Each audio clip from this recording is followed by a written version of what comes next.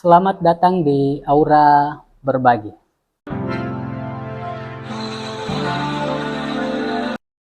Baik sahabatku, para petani maupun pengecer, di video berbagi kali ini kita akan sama-sama bagaimana membahas terkait permasalahan penyaluran pupuk bersubsidi, di mana sahabat Aura Berbagi banyak mempertanyakan, baik itu di kolom komentar video atau menelpon langsung atau mungkin yang datang langsung di kantor Balai Penyuluhan Pertanian yang mempertanyakan beberapa permasalahan terkait cara penyaluran pupuk bersubsidi di tahun 2024. Jadi sebelum kita berlanjut masalah apa dan bagaimana sistem pemecahan masalah tersebut, jangan lupa bagi sahabatku Aura Berbagi yang belum subscribe, silahkan subscribe dan klik loncengnya supaya video-video terbaru dari Aura Berbagi bisa terinfokan di beranda teman-teman. Baik, kita langsung saja yang pertama yang mempertanyakan bagaimana sistem swafoto ya, petani apakah harus dengan latar belakang pupuk yang dibeli. Jadi berdasarkan SK Dirjen Prasarana Sarana Pertanian nomor 4 tahun 2024, kemudian direvisi menjadi nomor 7 tahun 2024, dan saya harapkan teman pengecer memiliki ini sebagai juknis dalam penyaluran pupuk bersubsidi. Menyatakan sistem swafoto petani yang menebus adalah foto petani utuh dari kepala sampai kaki nampak jelas. Jadi itu foto yang dianjurkan. Tidak harus berlatar belakang pupuk yang dibeli. Tetapi kalau memang ada dengan latar belakang pupuk yang dibeli, itu mungkin lebih bagus. Di permasalahan yang kedua adalah bagaimana untuk melakukan penebusan petani yang telah meninggal. Jadi mungkin pada saat penginputan RDKK maupun alokasi petani tersebut masih hidup. Tetapi pada masa penyaluran di tahun berjalan petani tersebut meninggal dunia, sehingga proses penebusannya itu harus diwakili. Jadi sistem penebusan hal yang seperti ini, jadi ahli waris silahkan datang ke kantor lurah, membuat surat keterangan ahli waris sesuai format lampiran 2 dengan membawa surat keterangan meninggal dunia. Kemudian bagaimana sistem penyalurannya? Ahli waris silahkan datang ke kios pengecer dengan membawa KTP asli ahli waris, kemudian surat keterangan ahli waris, dan bukti surat keterangan meninggal dunia. Yang selanjutnya di kios akan melakukan penebusan berdasarkan data petani yang telah meninggal, dan dokumen yang diunggah adalah foto KTP petani ahli waris, kemudian yang menandatangani adalah ahli waris. Kemudian yang dilakukan foto adalah yang dinyatakan ahli waris, swafoto.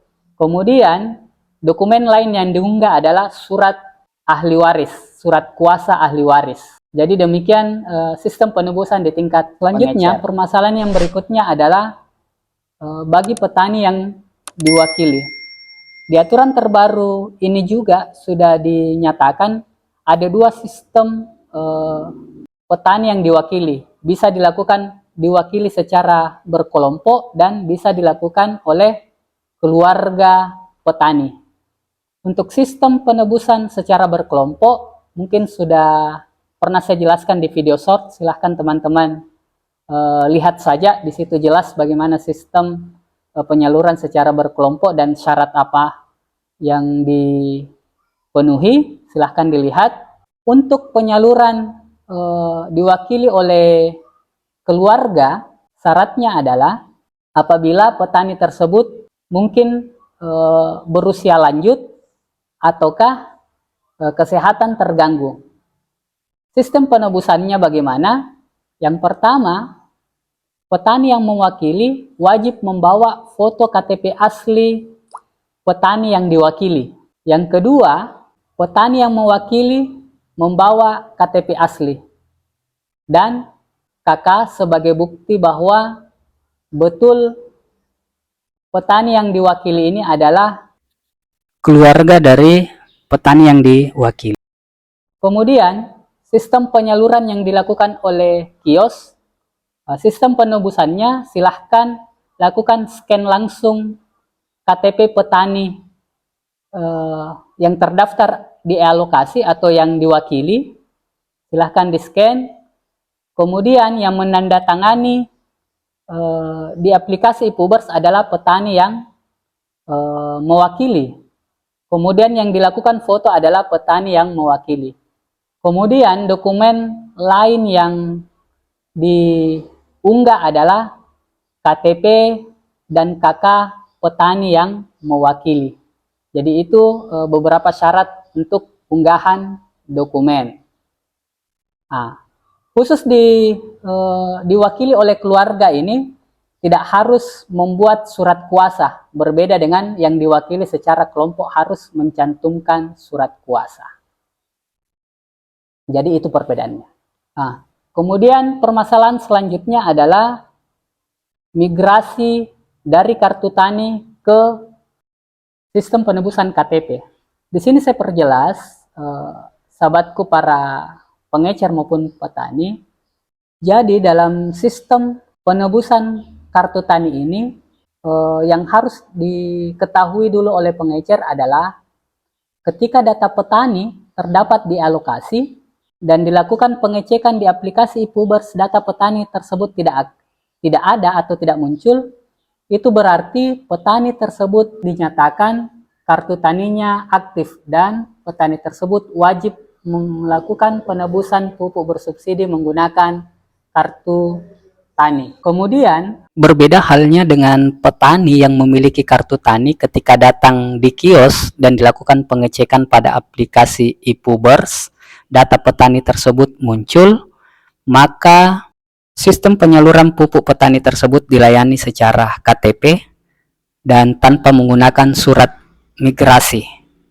Dikarenakan secara otomatis kartu petani tersebut masuk ke dalam data reject bank atau tidak aktif. Data reject bank di sini berarti data petani pada saat melakukan pembukaan awal cetak kartu tani itu berbeda dengan data di tahun 2024. Biasanya karena perbedaan nomor NIK, nama, tempat maupun tanggal lahir. Lalu mungkin ada pertanyaan, jadi kapan digunakan surat keterangan migrasi kartu tani ke KTP? Jadi petani yang diberikan surat keterangan migrasi apabila petani tersebut dinyatakan kartu taninya aktif dan pada saat dilakukan pengecekan pada aplikasi Ipubers, data petani tersebut tidak muncul. Dan ketika ingin melakukan penebusan pupuk bersubsidi, kartu tani kemungkinan hilang atau rusak, dan ketika dilakukan pencetakan di kantor unit BRI, tidak mampu melakukan cetak ulang ataukah mungkin karena stok kartu yang tidak ada, maka petani tersebut diberikan surat keterangan migrasi. Yang kedua adalah apabila di tingkat pengecer mengalami kerusakan mesin edisi ataukah pengecer baru yang belum memiliki mesin edisi dan petani mendesak untuk menggunakan pupuk, maka petani tersebut diberikan surat keterangan migrasi. Bagaimana caranya? Petani mengisi form pernyataan migrasi penebusan pupuk bersubsidi dari kartu tani ke kartu tanda penduduk yang kemudian diketahui oleh kelompok tani dan aparat pemerintah daerah maupun penyuluh sesuai format 31. Kemudian format tersebut di-scan atau difoto yang kemudian dikirim ke nomor hotline service WhatsApp, nomornya di kiri layar ini. Nah, kemudian petugas hotline service akan melakukan verifikasi dokumen dan memberikan respon atas hasil verifikasi.